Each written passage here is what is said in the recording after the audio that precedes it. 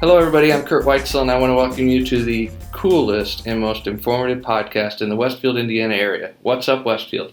What's Up Westfield's a local chat fest to dig deep into politics, development, who's doing what, and anything else we can fit into 45 minutes of fun behind a microphone. If you have topics or interest in being an amazing guest, please reach out to us and we'd love to hear your ideas. Today, we are here at the City of Westfield City Services Building, and my guest needs no introduction and has spent many years with the top job of leading the City of Westfield. Welcome, Mayor Andy Cook. Welcome. Well, thank you, Mr. Weitzel.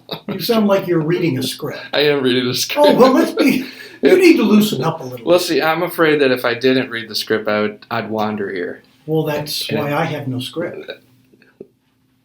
But I confuse people. So do I. The last thing I would do is confuse everyone. Yes. So I appreciate you doing this. It's Fun. political. I mean, this is very professional setup here. Nobody knows what this looks like. Well, I have seen a photograph on FaceTime, so I've seen it. Yeah. Well, we love it. I think it's cool. It's a lot of money. No, it's not a lot of money. And you don't know me this well, but I'm very cheap. And so, like this, I'm a bargain shopper, and I'm finding cheap stuff. This is probably very expensive. A step up from. This is not much more than the WIBC that I've been on several times. Yeah, it reminds me of that. Well, hopefully, it's more fun than WIBC. So I don't know. Smiley was fun. Oh, you're right. He's fun. Yeah. He takes the shirt off and stuff. So what I'm doing this for is I'm talking to people around town. You know, it's political season, so I'm going that route a lot of the way. I did Rainwater last. I've talked to Judy Schuck. I don't know if I'm sure you've listened to that several times. And then so people like that, local people. And then I want to move into people that you don't hear from very often. Yeah. And so I think it'll be a lot of fun. But obviously you are a obvious candidate for this, truly. And so I appreciate you doing this. So yeah, I do. Thank you for doing it. You're welcome. This is a very unique thing, I would think, for a little city our size. For Westfield, I think it is. Yeah. Congratulations. So it's a lot of work, but it's fun. So, all right. So what we're going to do is my script here that I'm looking at. Yeah, you look at your script. I'll make it up as I go. That's right. Because you're the professional. I'm winging this thing. I'm going to ask some questions. None of them are too serious. This is lighthearted. But I'll ask you some questions if you can answer. And then we'll just talk about stuff. It kind of wanders from there. Lead. I've got a guide in case we go silent. We can do that too. Is there a chance? Slim to none. So real quick, can you tell me about yourself? Where were you born? School, whatever. You know, give me the 2-minute Mayor Cook. Yeah, 2 minutes. You want me to put 68 years in 2 minutes? All right, here we go. Feel free to skip a couple of those years. Originally born near the downtown Bloomington Square. Mm-hmm. Left Bloomington with my parents at the age of, first grade. Mm-hmm. Ended up in actually a state you know of, Michigan, in East Lansing, where I went from grade school through my sophomore year in high school, where we moved to Kokomo, Indiana, which is my mother's hometown. So for her, it was moving home. Mm-hmm. To me, it was scary and brand new as a sophomore coming from this rather urbane East Lansing, Michigan, to Northwestern High School, very rural agricultural high school outside of Kokomo. Culture shock. I bet. Maybe that's what is wrong today with me. That was the cause of this. Huh? Spent 2 years in Kokomo finishing high school. Went away to IU for 4 years. Came home in the summer, but I really only lived in Kokomo 2 years. But everybody thinks I'm from Kokomo. Mm-hmm. That's okay. So, yeah, I'm There's from worse Kokomo. places to be. While we were there, I happened to meet my wife, and we started dating as seniors. And after 46 years of marriage, here we still are. Uh-huh. And in fact, two Fridays ago, we went back to Northwestern and celebrated our 50th class reunion. You were the same class? We were. Okay. Yes. Cool. Yes. 50th class. Were there a lot of people there? There were. Huh. Yeah, we had a class of about, I think it was about 30, Uh-huh. and at this reunion we had, I think, a little over 100 Oh, wow, that's a people. lot. So, yeah. Half of them at least. Yeah, it was good. So, what was your title in high school? You know, you got the class president, you got the class clown, you got the most likely to. It was a little of both. I mean, I was struggling to fit in, and it was a real culture shock for me. But I found a good woman. Absolutely, you did fit in then. Oh my gosh, could her mother cook? Let me tell you. So It was what they would have for lunch is what would have been a Sunday dinner for us. I mean, of course it wasn't lunch. That was dinner, and dinner was supper. Supper. You know supper. Yeah, my dad says suppers. Yeah, so I had to get all I have three. no idea what meal that is. Agricultural lingo. So went to IU. Actually graduated in environmental health. Okay. Interesting. Went back to Michigan to work for a year in a health department. Okay. Came back to Indiana and worked for the state health department for 5 years in food protection. Okay. Swore that I would never, ever work for government again. And got off into sales work. Okay. Ended up in transportation sales, which got me into where our family business is today. Cool. My oldest son, Ben, wanted to do something before he graduated from college, and he said, I want to start a business. So we bought a great big truck tractor, parked it in our driveway in Carmel, to my wife's chagrin. But Ben actually started Trade Winds in his bedroom nearly 21 years ago. So you were in that industry, though? Yes, and I had you been could in help trucking, him with that. And I kept working for another company, and he got to be a certain size, and I quit that job and joined him. And his little brother Brian joined us several years later when he graduated from IU. So I don't see you as a truck driver, though. What were you in the trucking industry before you started Trade Winds? You guys started that. The gift of gab. You were sales? Okay, so you sold. Now, I've never had a CDL, but I won't tell you that I have never driven an 18-wheeler. Oh, I bet you have. But no. Oh, no. But when you own them, you're allowed to drive them, right? No. Okay. Well, I would have failed that law right there. Yes. Okay, so you guys started, or your son started that. He started it. And then 2 years later, I joined him. You jumped ship. He recruited you over.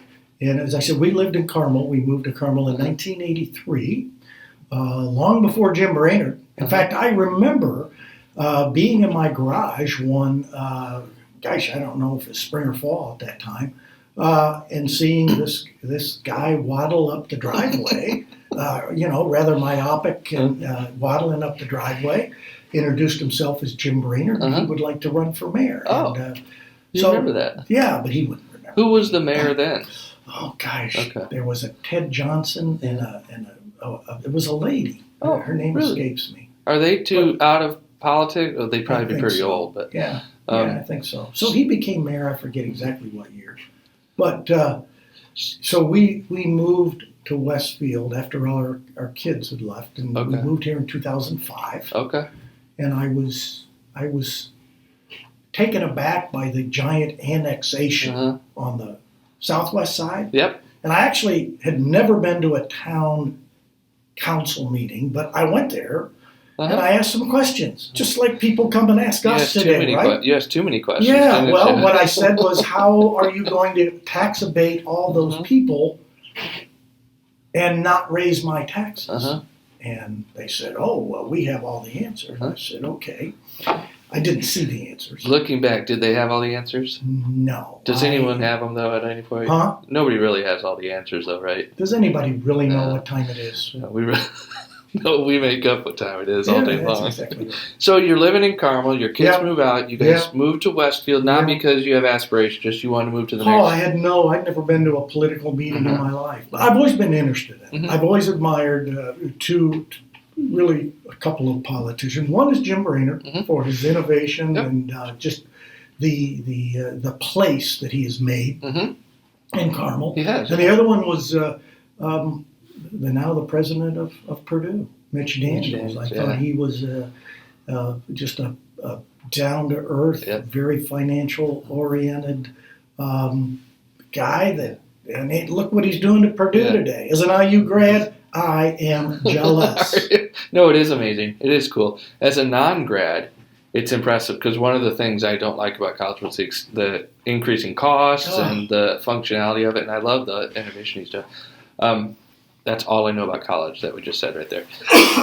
All right, so you're here about 2005. You're asking too many questions. Yeah, somebody said, hey, Cook, if you want to do something about it, get involved. And I'm a sucker for challenges. Uh-huh. But it was a town then, though. It was. It was a town, and they had a council, and they had a city manager? A town Or a town manager? Yes. And who was a town manager then? Jerry Rosenberg. And is he still around here? I believe he is. Okay. Yeah. And the town then, and Jerry, you look back, they did a great job of laying a foundation. Yeah. They really did. The town council at that time is Teresa Skelton, Bobby Smith, Jack Hart. Let's see, there was Ron Thomas was on there, and then I think David, guy had been around here, families forever. I forget, but they did. They'd laid a great foundation. Westfield was becoming a bedroom community. There wasn't a lot of activity on the commercial front, which wasn't terrible. You probably didn't think a lot. It wasn't as important then. It was not, because, along comes 2000. We turned into a city in 2008. Yeah. And the economy was just beginning to tank. And at the same time, the state, the governor that I told you about, I liked. They passed tax caps. And tax caps obviously took the burden of real estate payments from residents and put it on to commercial. Okay, Westfield's hurting, guys. We don't have any commercial. And that's where Brainerd's done a wonderful job.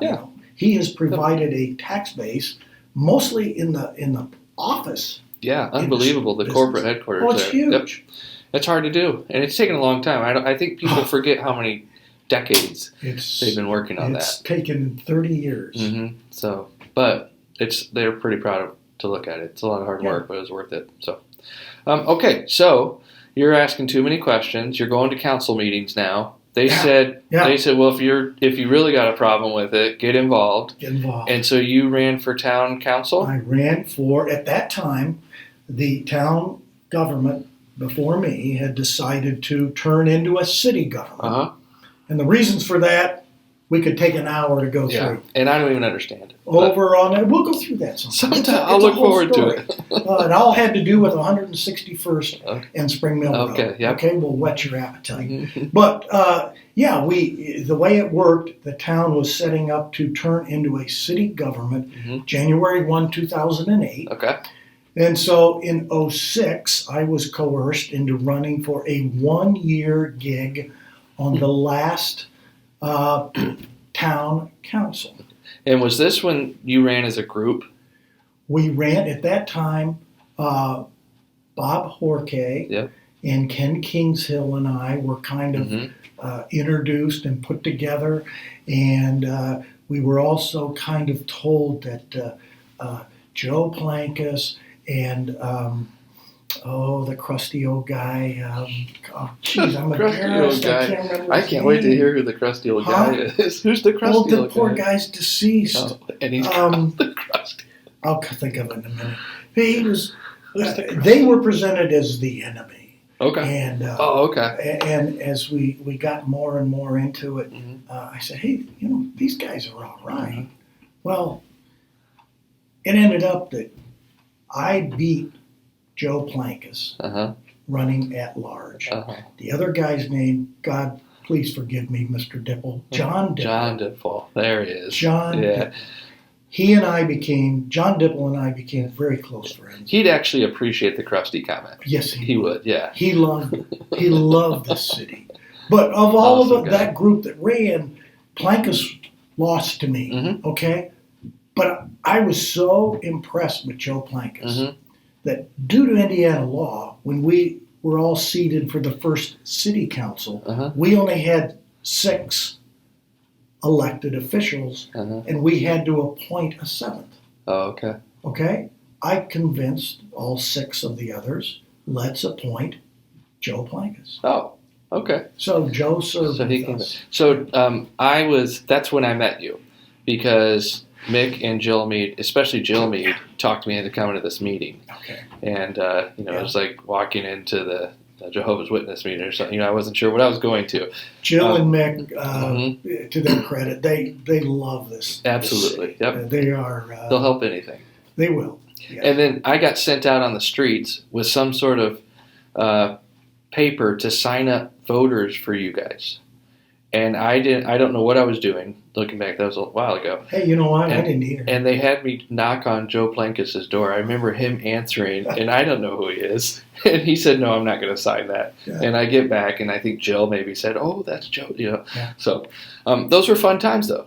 It was great. Wasn't it exciting? It was. You think back on it, and we were just kind of starting from. As I said, we had a good base.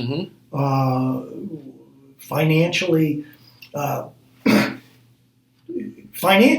it wasn't a huge challenge. Tax caps. Yeah. The tax caps were a huge challenge to so many cities. But what happened was, refer you back to the reference to the annexation, the financial plan. Yes, I inherited that plan. And it was devastating to city finances. We had to cut. So when tax caps hit, where many cities our size lost $2 or $3 million in revenue, we lost $60,000 because we had already made so many cuts. Oh, okay. Yeah. Interesting. So, but in my industry, we love to brag that we have a 1% tax cap, even though it's not really that accurate. That's right. But when someone asks us what their taxes are going to be, well, they'll be 1%, and people get excited about that because they come from Chicago or they come from somewhere else, and obviously it's the other way around, And so there's no happy medium, is there? It's 1% or 4%. See, that's why I said tax caps actually were a good thing for Westfield, because I don't think you were in real estate prior. Were you? Well, if you remember then, property taxes in Westfield were twice as high as Carmel. And people still think they are. You know that, right? Well, but so overnight, all of our taxes were suddenly even. Yeah. You realtors, the first thing you should see the look on his face the way he said that. Realtors, prior to tax caps, your first introduction to I want to buy a home in Hamilton County, your first bit of professional advice, stay away from Westfield. High taxes. High taxes. High taxes. It was true. Yeah. Only me was so stupid to move here. But I did something about it. Yes, you Actually, did. I had nothing to do Well, with I tax appreciate caps. that you said, I got a problem with this. And I always get behind, a lot of people run and a lot of people do. I always get behind people that don't just gripe. They'll actually go out there and do something. And I appreciate that, even if I don't agree with their stance on stuff, because, it's easy to gripe. Yeah. Yeah. It is. So thank you for you're griping and getting welcome. involved. And we still have it's going to be a 10 to 20 year goal. Yeah. And that is, it's simply this. Our city tax rate is almost identical to Carmel's. Okay? Did you know that? Yeah. But our school tax rate is twice as high as Carmel's. Why is that? Okay, we can't talk about that right now, Mayor Cook. Why? We could go on for hours about that. I'm going to tell you how we're going to fix it. Okay, let's hear it. Okay? Yep. We fix it by developing what Carmel what we don't have that Carmel has. Commercial. A commercial tax rate. And we're going to kill it too. And you'll see the schools are reducing their tax rate this year. They'll announce it very soon. They're lowering their rate substantially this year because some debt falls off, but also because we've added 12% increase the last 3 years in our commercial tax base. What is the goal? Huge. What's the goal per year, maybe, to grow in a city this size a commercial tax base? Is it 5%, 3%? We need to grow to reach our goals, we need to grow higher than. Oh, we got to go 5%. fast, like 20% stuff. Well, I don't know that we can reach that, but somewhere between 5 and 10%. I think we can. Let's do it. Well, we have been doing it. A lot of it's going to depend on the economy. So you handed me something, and we're going to just barely touch on this. So there's a conversation going around about what the heck is Project 19, and it's a buzz, and we don't know. Nobody knows what it is. Well, no, you do now. We know what it is now. Mayor, what is the announcement you're making today? Well, let me back up and give a little bit more background, if I could. We talked about creating a commercial tax base. Yes. And we did a lot of research 6-8 years ago on what's that tax base going to be. Is it going to be office? That's kind of taken up. Yeah. Is it going to be just warehouses? Well, we're not on a major freeway. What are we going to be? And that's how we came up with Grant Park. Now, I know there are a lot of people thought I was nuts and still do. Yeah. But here we are. It's tourism. Yeah. In the middle of this beautiful, flat topography in a great climate. Tourism? Great climate. Well, I've been told by our county tourism bureau that Grant Park is now the number 2 tourist destination in Indiana. Second to what? Well, we'll make a trivia question out of that. I'm going to guess it, though. Okay. I think it's the 500. No. Oh, what is it? It is Downtown Indy Convention, Lucas Oil, and the basketball. We're ahead of the 500. We're ahead of everything else except conventions, which you're never going to beat that. Don't say. Is that a challenge, That's sir? a challenge. You remember? Yeah, I will bet you $1, though. My point is that that's amazing. Grant Park, that fact alone is, okay, that sounds nice. But look, Grant Park has created over a billion, a billion with a B, since it was born 5 years ago, has created over $1 billion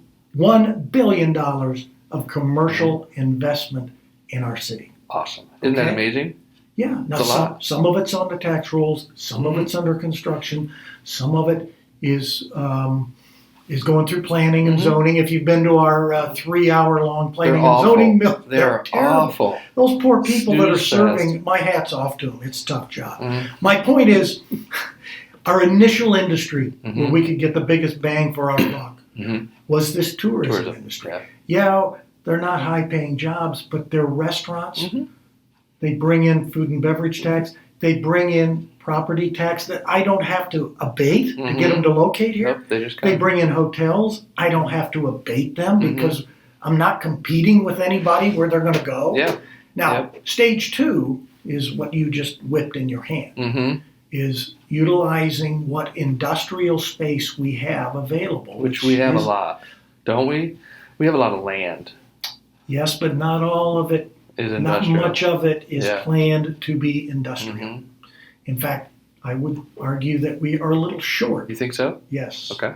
Because I'll work on that. With the announcements that we are going to be making over the next 4 weeks, North Point is filling up fast. So what you just waved in your hand was the first of really is non-sports. It follows on the footsteps of our Bastion Toyota facility, which we put in the class of advanced manufacturing, advanced distribution.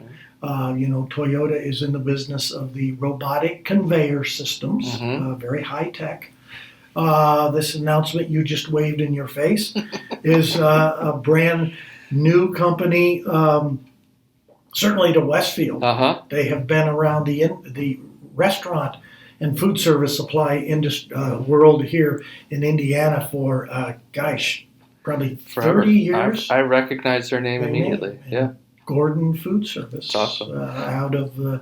out of Michigan, is building their first, believe it or not, food distribution, very high tech, first in the state of Indiana. So, are they in? Do you think they're in a lot of other states? They are. They're in. Oh my gosh, they go all the way from, I believe, Florida, and quite a bit west and east. So there's large. enough business here that they're ready to come here in a They're big ready way. to come here. How This big is that building? This building, that's over 500,000 square feet. It's pretty awesome, They actually just took down 80 acres in North Point. Now let's just do a little quick math here. Bastion's there. There's a new facility just building to the east of Bastion. Yes. This 80 acres is to the east of that.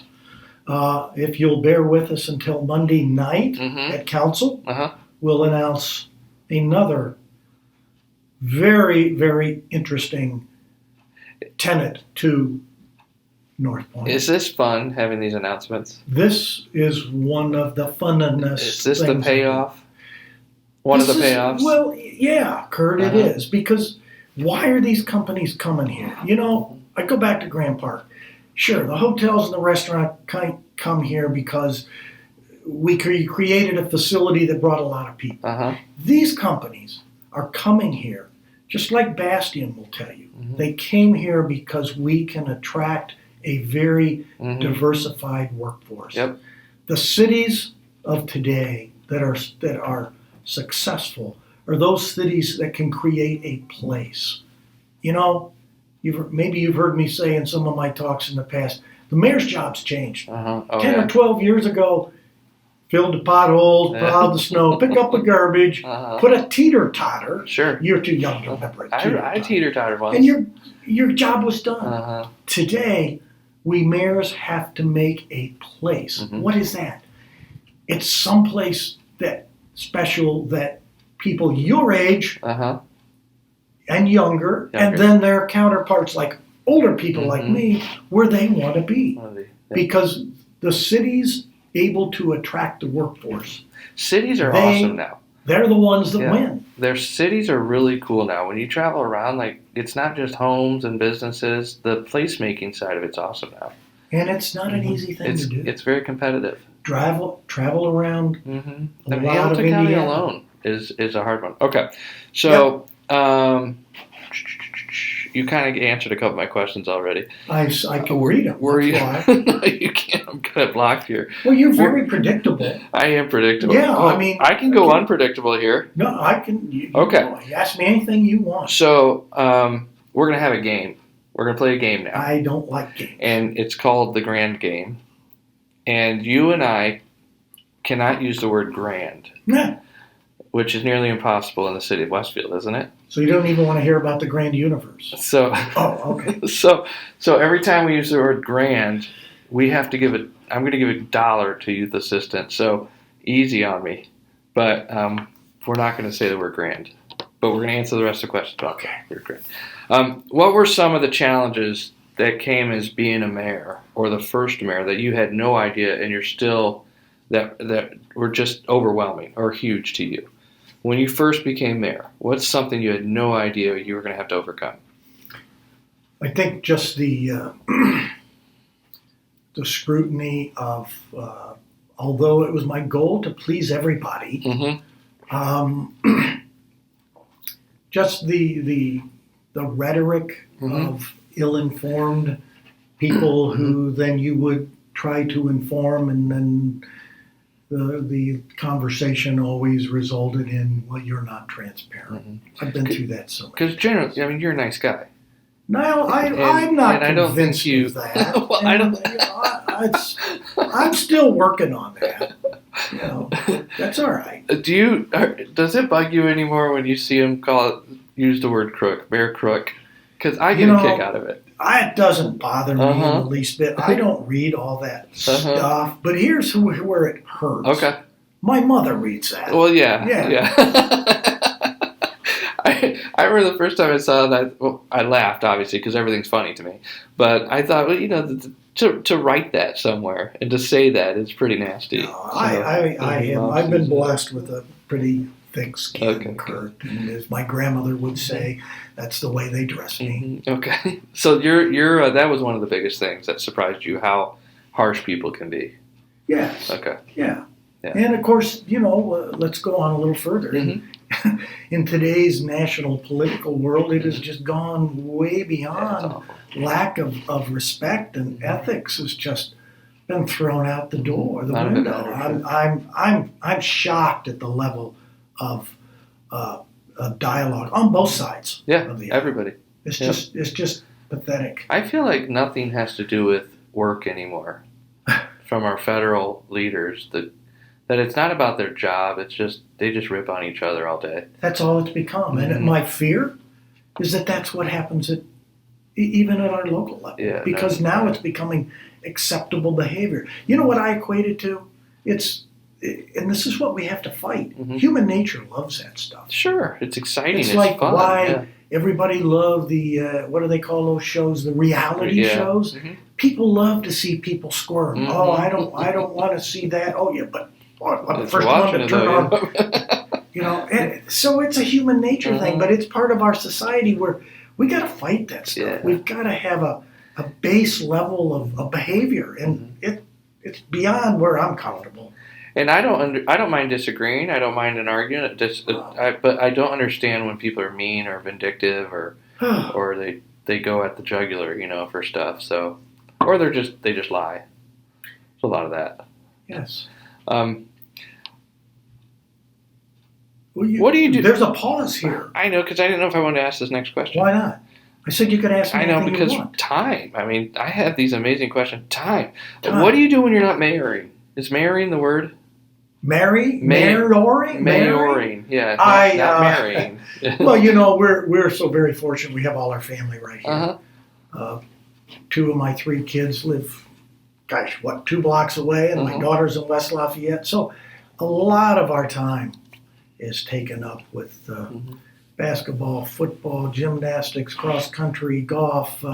So you get to be a grandpa a lot. We grandparent all the time. I mean, can you imagine? Look, we live in fantasy land, right? Sure. Barb and I can sit in the living room and we hear a door open. We hear the pantry door open, and here comes one or two of the kids in. I mean, what more would you want in life? And frankly, that's one of the things that really drives me is how can we create a community where our kids want to stay or go away, find yourself. That's okay. Yep. Come back here when you want to raise a family. Or enjoy visiting. Well, we want them to visit here too. Absolutely. Absolutely. We had at one point 4 generations here. We're not from here, obviously, but we moved here, my wife and I, and then my parents moved here from Michigan because they liked Westfield. They had to pick a place, Yeah.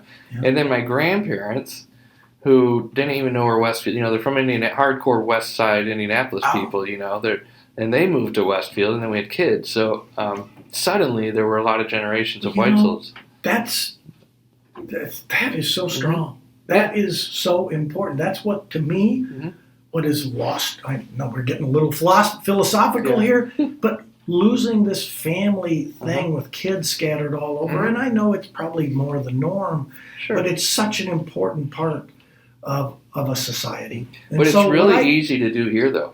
Well, it's easy to keep your family here. Well, that's what, we talk about our downtown and the Grand Junction. What am I trying to do down there? I'm trying to create a broad ripple for families. Even with the dirty sidewalks?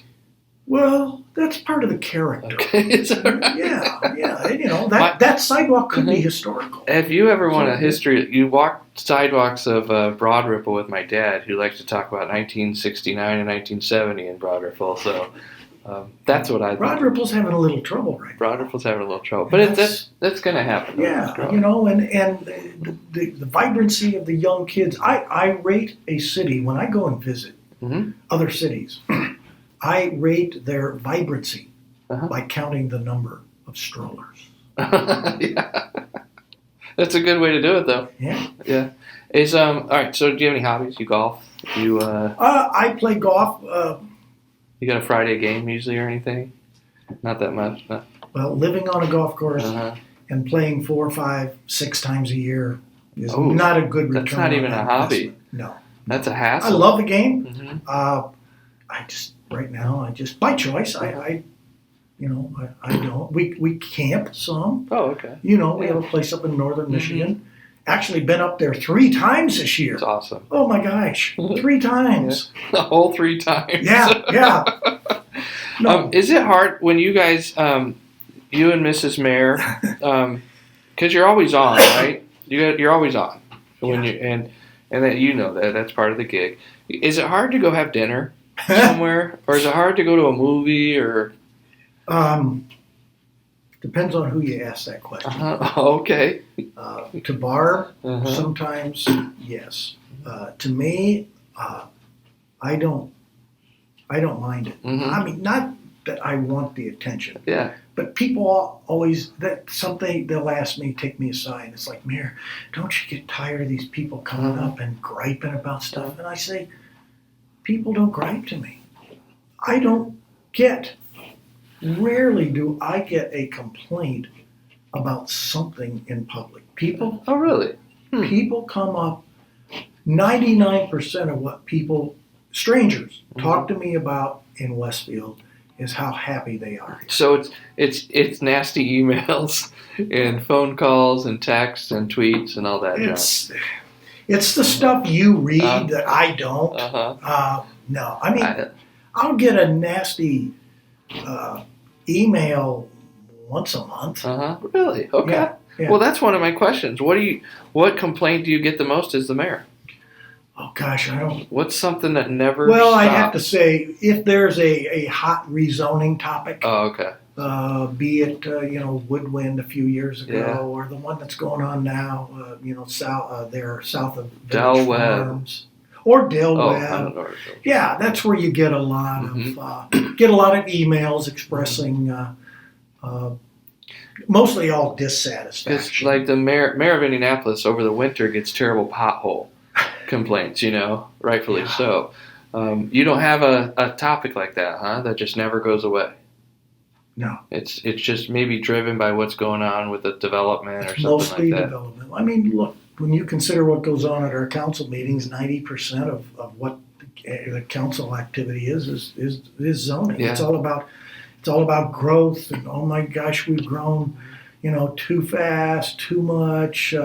Traffic's terrible. Schools are overcrowded. It's really funny, Kurt. I should have brought it in with me. Somebody handed me a copy of our 2007 comprehensive plan population projections. Oh, okay. Okay. Now, what do you suppose our population is right now? I'm guessing like 40,000-ish. Okay. Good guess. Very good. What is it? The 2007 projection for 2020 Okay. was a little over 41,000. So you knew it was coming. Oh my gosh. I mean, we're like on track. We're right on track. Does it blow your mind? Like I don't understand, and we could just debate this forever. I don't understand where growing too fast statement without a measurable. How do you survive and not grow? Well, you can't. You have to grow, right, as a city? You really have to grow. It's kind of ironic. Our fiscal system is set up to reward those that grow. Mm-hmm. Yet there's a lot of legislation is geared more towards penalizing growing. It's amazing. Let me give you a quick example. Yeah. We grow our AV at about, in the last few years, 10 to 12% a year. Okay? Okay. So that means we are receiving 10 to 12% potential new revenue, right? Yep. Well, state law puts a cap on how much each year you can increase your income. Why would they do that? What is their point of that? I know. Your buddy Mitch created it. No, it was before that. Mitch. Those that in power will say we don't want to open the floodgates of spending to cities. But here's what it means. Cities can only increase their revenue, unless they ask for exceptions, which we did, by the state average growth. Okay. Well, the state average growth last year was 4%. Okay? Ours is like 12. Yeah, it'd be hard to stay down there. So, yeah. So my council looked at me a couple of years ago and said, Mayor, why are we busting our butt to grow at 12% when we can only recognize 4% growth? So we did some appealing. We got that done. What that law says is, although you're going to have 12 new homes demanding full services, you can only collect taxes off of 4. So you're on your own with the rest of them, huh? Yeah. Can you tell the crazy. people we can't respond to your calls or pay your road? I tried that. Yeah, it doesn't work. Actually, you were one of the ones we were going to cut off from all services. You're close. Yeah, but anyway. That's weird. I know that's something people do not know. Well, there's a lot about municipal finance that's just wacky as can be. And coming from the private sector, believe me, private sector financing, municipal financing, totally different story. The so what is these are? I have 2 questions right now about. So I can only remember one at a time, and I'll give you one at a time, and I'll speak slowly. But so I'm always trying new things. You know, the union was one of my things. And I look back on it. It could have been the greatest success, and it was a big failure of mine. What is something that you've you've accomplished a lot. What's something specific that we don't maybe hear about a lot that you're really, really proud of that the community that you've done since you've been in office? Well, that's easy. My proudest thing is not a thing. My proudest accomplishment is the youth assistance program. Yeah. It's as I say, we can build roads and roundabouts and bridges and grand parks, but what this city has come together as a community with just a sprinkling of government help, but 95% community donation, community spirit. What this community has done to save kids. Forget about saving money. Yeah. But the very fact that as the rest of the county copied, That's I right. say that with pride. That and they'd admit it. That's right. But now we have literally in 5 years cut the number of kids entering the legal system in half. So you and Judge Steve Nation, really spearheaded that, right, in Westfield. Yeah. And then it went to like Noblesville and Fishers, and it's jumped all over. Now it's beginning to go. Even the legislature getting involved and looking at it. So it could be a state program across the state, because there's nothing that works on prevention. It's phenomenal. And and then we've got student impact. I love what they do for kids. And then we're taking the whole thing to the next level with our Well-Being Coalition. Yeah. And the Well-Being Coalition is really kind of taking these programs where we've proven that if we give the community an opportunity to serve, they will serve with their money, with their time, with their expertise. We do, yep. And so where youth assistance is obviously keyed toward youth, this Well-Being Coalition, it looks at all ages of our population, from the lonely seniors to the children, and it's looking at the spiritual, the physical, the mental, the emotional health of all of our ages. It will be phenomenal. So I put on Facetown the other day, as you call it, which is hilarious to me. I wrote on there, if you could ask the mayor one question, what would it be? And obviously most people write smart aleck things, but that reflective of the people that listen to you? Yeah, that's the audience for sure. And it's me. I mean, I egg them on a little bit, but so one of the people said, one of the things was, how are you? Where's that? I'm reading. I'm trying to find it. What are you doing better to support adults and many getting to come out of high school?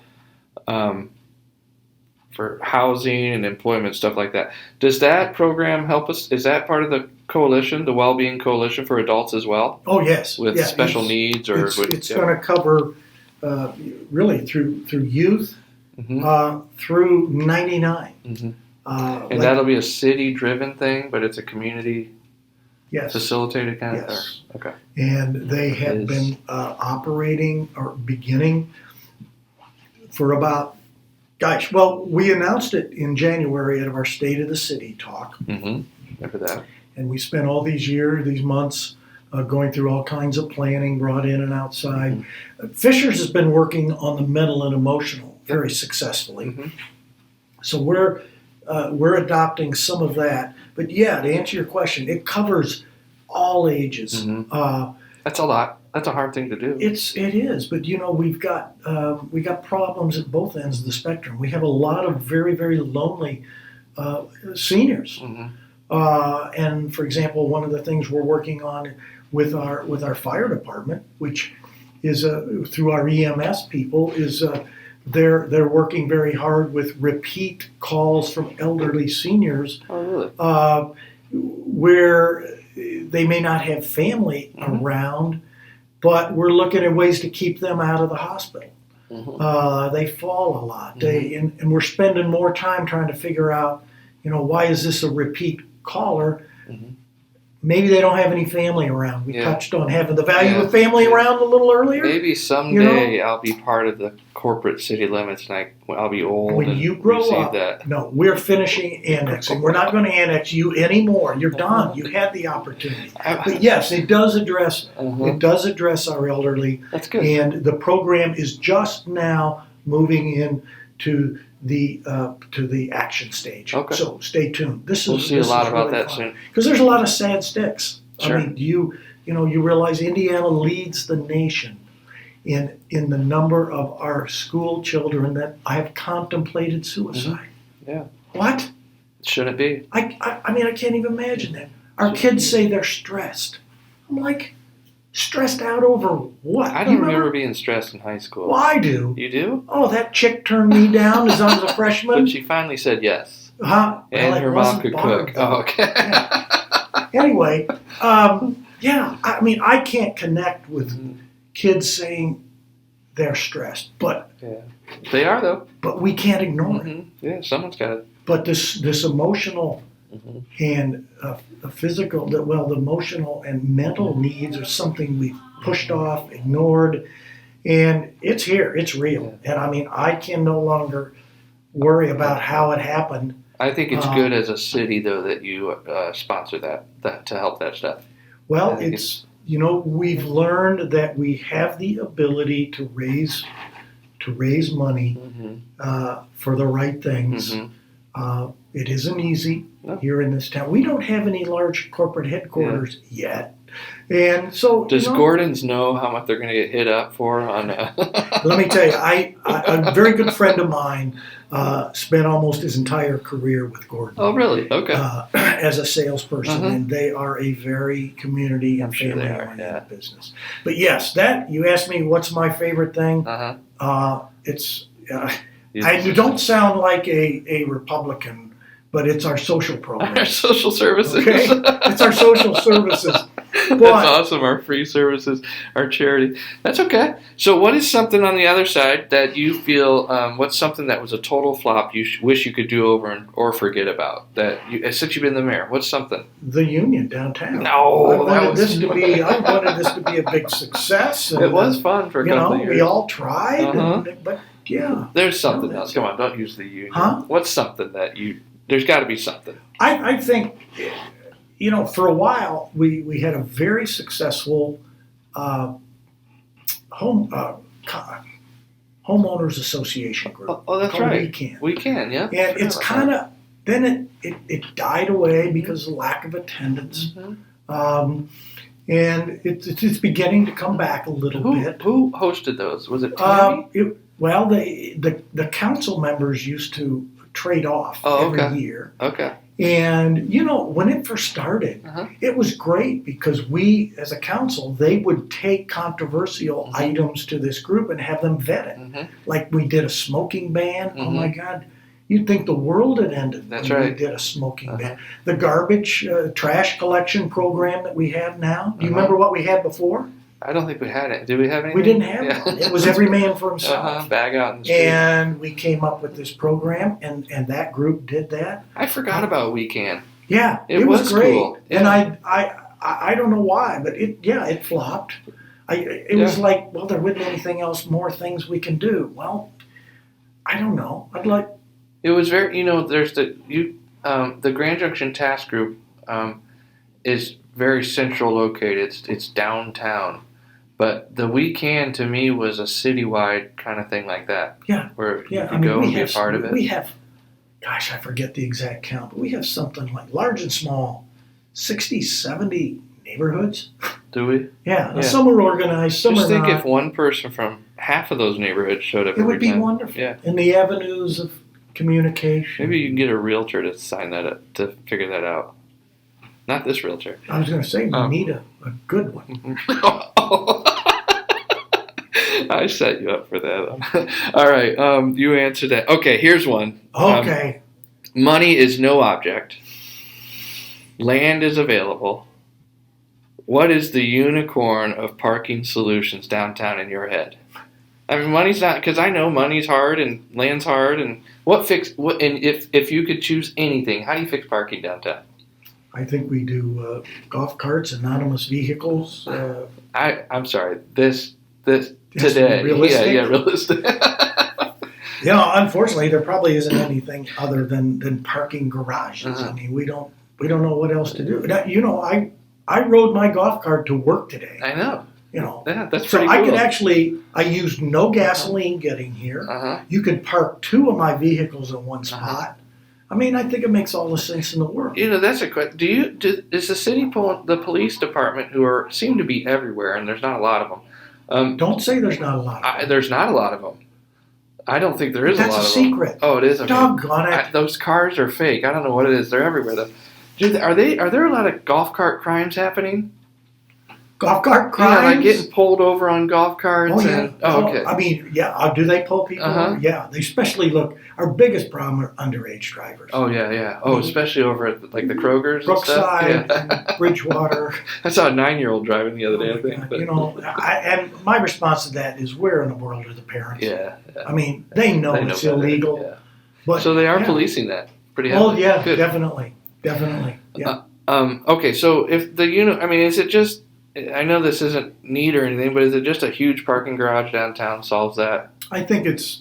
Or several, something I think it's a combination of some smaller parking garages and some pocket parks, surface parking. Do you think that'll always be a problem, though, as you grow? I think it'll be a problem from now on. Mm-hmm. When we first looked at the downtown, the first version of Grand Junction Plaza had, we need some things down there to bring traffic. Yep. And we looked at Naperville, Illinois, and they had their library, and a lot of places like Fisher's and Carmel, they stress apartments downtown to bring in density. And I've really rethought that because, I mean, Park Street merchants have proven we don't need a lot of people living down there to draw them there. They seem to be attracting them. Yeah, they are attracting a lot. And, the other thing we've got to recognize and live with is our traffic patterns downtown are just not very good. No.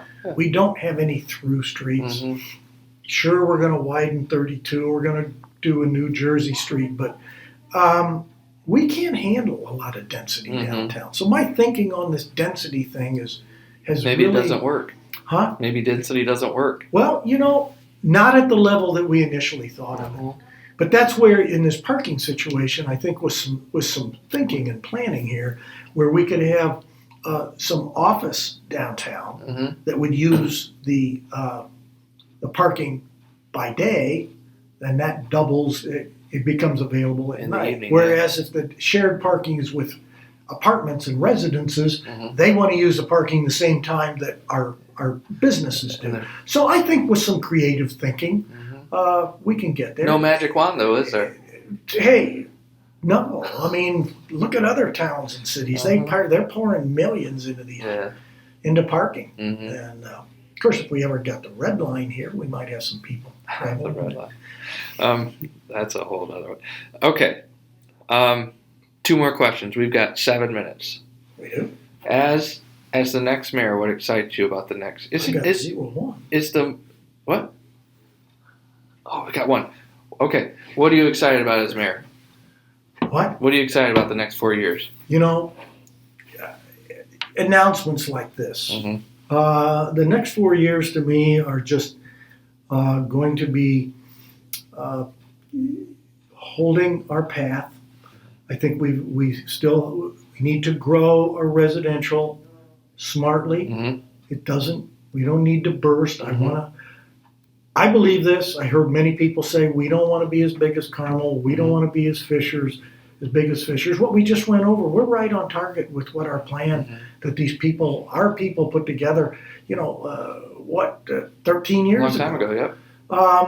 So it's just going to be building on what we've done, what we've created with, you said I couldn't use the park. You said it. You cost me $5 already. Okay, with the park, with the downtown, with North Point and other industrial areas.